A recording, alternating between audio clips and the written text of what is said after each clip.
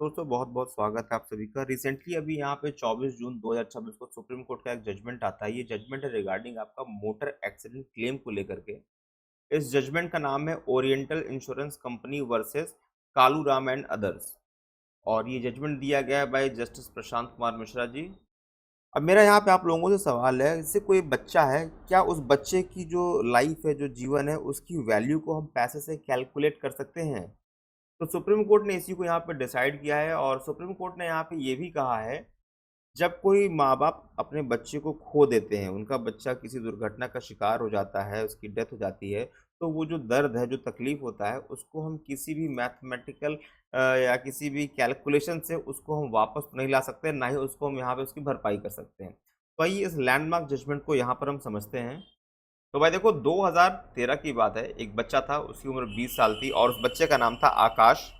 वो अपनी कार से ट्रैवल कर रहा था दिल्ली में और सुबह के 3 बज रहे थे, ऑलमोस्ट सुबह होने वाली थी, 3 एएम का टाइम था और उसकी कार जो है, एक ट्रक खड़ा हुआ था, वो सड़क पे, सड़क किनारे पार्क था और यहाँ पे ये बताया गया उसकी फैमिली के द्वारा कि जो ट्रक जिस ढंग से पार्क था, वो बहुत ही गलत तरीके से पार्क था। ना तो वहाँ कोई पार्किंग लाइट्स थी, ना कोई रिफ्लेक्टर था, ना ही वहाँ पे कोई वार्निंग साइन था और आकाश की कार जो है इस ट्रक में जा करके ये भिड़ जाती है, वो उसमें क्रैश कर जाती है। क्योंकि जो ट्रक था वो बिल्कुल भी वो दिख नहीं रहा था, नोटिस में नहीं आ रहा था, जिसके चलते ये कार जो है आकाश की उसमें हिट करती है और एक्सीडेंट हो जाता है क्योंकि ट्रक अंधेरे में था। अब दुर्भाग्यपूर्ण आकाश की इसमें मृत्यु हो जाती है। अब थोड़ा-सा मैं इंट्रोडक्शन आपको आकाश के बारे में दे दूँ। आकाश जो है ये एक सीए का स्टूडेंट था और इसका सीए ऑलमोस्ट होने वाला था। ये अपनी आर्टिकलशिप कर रहा था and he was very close to become a chartered accountant, लेकिन ऐसा नहीं हो पाया, उसका एक्सीडेंट हो जाता है, उस बेचारे की मौत हो जाती है। फिर ये मामला जाता है आपका ट्राइब्यूनल में, मोटर एक्सीडेंट क्लेम ट्राइब्यूनल। और वहाँ पे ये पाया जाता है कि भाई जो ट्रक ड्राइवर था ही वाज़ वेरी नेग्लिजेंट और यहाँ पे ट्राइब्यूनल जो है वो कंपनसेशन अवार्ड कर देती है। कंपनसेशन इनको कितना मिलता है? अप्रॉक्स यहाँ पे 81 लाख का इनको कंपनसेशन मिलता है, 81 लाख पॉइंट 21 इतना कंपनसेशन ट्राइब्यूनल इनको अवार्ड करता है आकाश के पेरेंट्स को। इसके बावजूद भी यहाँ पे दोनों पार्टी यानी कि आकाश के एक तरफ पेरेंट्स हो गए और दूसरी तरफ इंश्योरेंस कंपनी, दोनों पार्टी यहाँ पे इस अवार्ड से नाखुश थे। जो भी यहाँ पे ट्राइब्यूनल का फैसला था वो उससे खुश नहीं थे और कंपनी वालों का कहना था कि भाई ये जो 81 लाख का जो कॉम्पनसेशन है ये बहुत ही हाई है और यहाँ पेरेंट्स का कहना है कि ये 81 लाख भी यहाँ पर कम है। अगर हमारा बेटा आज जिंदा होता, वो एक सक्सेसफुल चार्टर्ड अकाउंटेंट बनता और वो कहीं इससे ज़्यादा पैसे कमाता। और इंश्योरेंस कंपनी का कहना था कि भाई ये तो बहुत ज़्यादा है, यहाँ पे इसको और कम होना चाहिए। फिर यहाँ पे दोनों लोग जाते हैं, यहाँ पे सुप्रीम कोर्ट पहुँचते हैं, मामला सुप्रीम कोर्ट के सामने आता है। अब यहाँ पे सुप्रीम कोर्ट ने क्या कहा? सुप्रीम कोर्ट ने ये कहा कि जो बच्चे की यहाँ पे जान गई है, उसको हम किसी भी कैलकुलेशन से यहाँ पे उसकी लाइफ को हम कैलकुलेट नहीं कर सकते हैं। कोर्ट का सीधा ये कहना है कि किसी के पेन को आप नाप नहीं सकते, तौल नहीं सकते और ना ही कोई पैसा उसको रिप्लेस कर सकता है, ना ही वो बच्चा वापस आ सकता है। उस पैसे से वो भरपाई हो ही नहीं पाएगी। तो जो कॉम्पेंसेशन यहाँ पे अवॉर्ड किया गया, कॉम्पेंसेशन का यहाँ पे पर्पस क्या होता है? कॉम्पेंसेशन का बस पर्पस ये होता है कि थोड़ा आपको फाइनेंशियल रिलीफ यहाँ पे मिल जाता है। अदरवाइज़ यहाँ पे आप किसी की लाइफ की यहाँ पे आप कीमत नहीं लगा सकते। तो इंश्योरेंस कंपनी यहाँ पे कोर्ट में आर्ग्यू करती है कि यहाँ पे इनको डबल बेनिफिट दिया गया है। डबल बेनिफिट कैसे दिया गया? डबल बेनिफिट इस तरीके से यहाँ पे इंश्योरेंस कंपनी ने आर्ग्यू किया कि एक तो ट्राइब्यूनल ने पहले यहाँ पे आकाश का जो ब्राइट फ्यूचर है उसको यहाँ पे कंसिडर किया।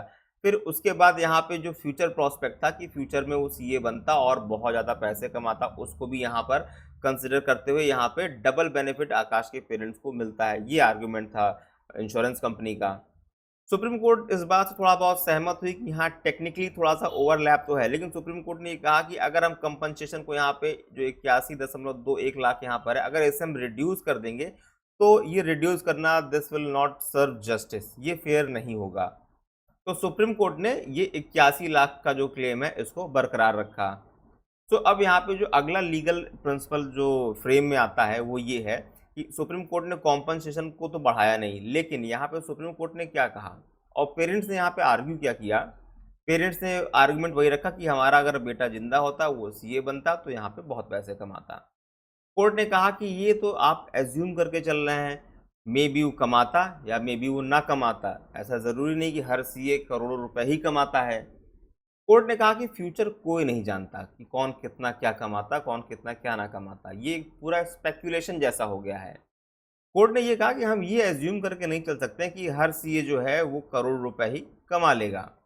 तो कोर्ट ने यहाँ पे 81 लाख को और इंक्रीज करने से रिफ्यूज कर दिया यहाँ पे। लेकिन कोर्ट ने एक चीज नोटिस किया, जो ट्रिब्यूनल है, ट्रिब्यूनल ने यहाँ पे फिलियल कंसोर्टियम, आप इसको लिख लेना, ट्रिब्यूनल यहाँ पे फिलियल FILIAL फिलियल कंसोर्टियम ये अवार्ड करना ट्रिब्यूनल यहाँ भूल गया, ऐसा यहाँ पे सुप्रीम कोर्ट ने कहा। अब ये फिलियल कंसोर्टियम क्या होता है, इसमें जो पेरेंट्स हैं उनको यहाँ पे कॉम्पनसेशन दिया जाता है। अब आप कहेंगे कॉम्पनसेशन तो मिल चुका है, हाँ मिल चुका है, लेकिन ये जो टर्म है इसको यहाँ पे समझना जरूरी है कि पेरेंट्स को ये फिलियल कॉम्पनसेशन कब यहाँ पे ट्रिब्यूनल को अवार्ड करना चाहिए या कब ये इसके हकदार बनते हैं। बेसिकली देखो, इसका मतलब ये होता है, ये कॉम्पनसेशन मिलता है पेरेंट्स को for losing love, for losing care, for losing affection, for losing companionship of their child.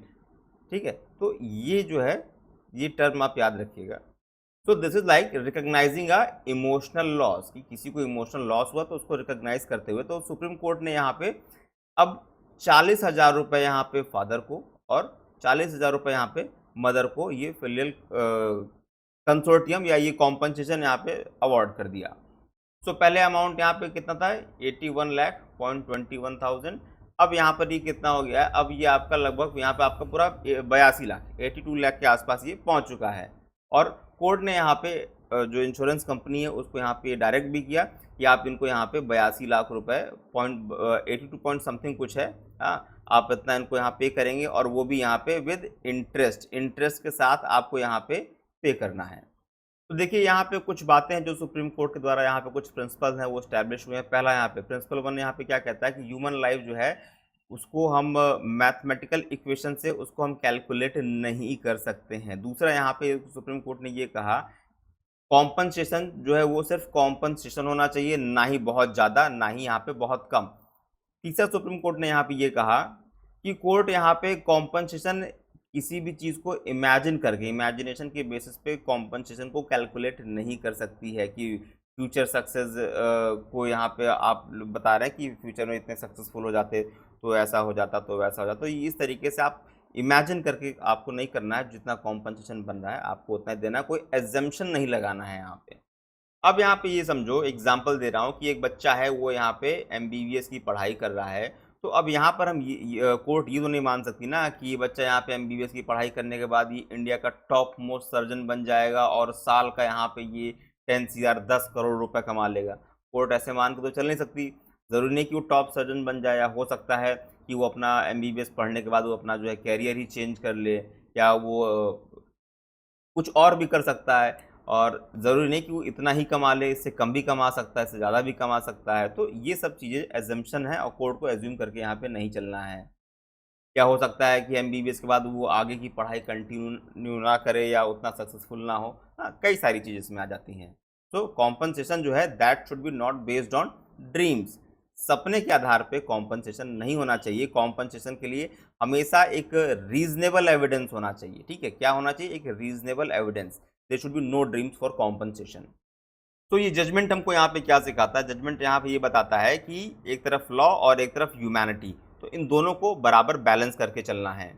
So I hope आपको ये चीज़ें यहाँ पे क्लियर हो गई होंगी। अगर आपको ये वीडियो अच्छा लगता है तो चैनल को सब्सक्राइब करना मत भूलिएगा, और मैं टेलीग्राम का लिंक भी शेयर कर दूंगा, आप वहाँ से जजमेंट को आप डाउनलोड भी कर सकते हैं। मिलते हैं हम लोग अपने अगले वीडियो में। बहुत बहुत धन्यवाद।